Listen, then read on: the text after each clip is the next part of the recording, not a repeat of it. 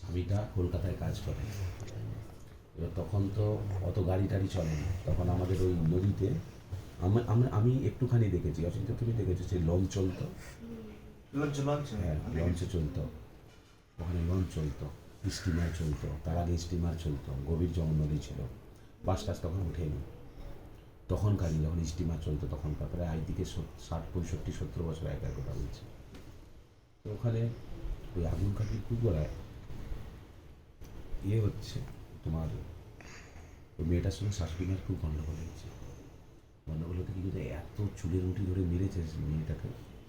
রাত্রেবেলা কী করেছে, ওই কুকুরায় যে আগুন কাঠির কুকুরের মধ্যে বন আছে, বনটা টানলে একটা ওখানে একটা কাঁঠাল গাছ ছিল, কাঁঠাল গাছে গিয়ে কী করেছে, গলায় মানে গরুর দড়ি নিয়ে গেছে, গরুর দড়ি নিয়ে যে গলায় দড়ি দিছে, গলায় দড়ি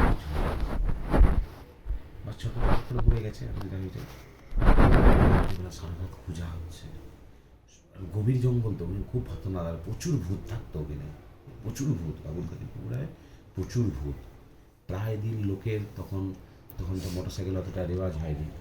রাজদূত ছিল, ওই রাজবাড়ির রাজদূত ছিল, দুবার ফেলে দিয়েছে ওকে, মারতে মারতে রয়ে গেছে।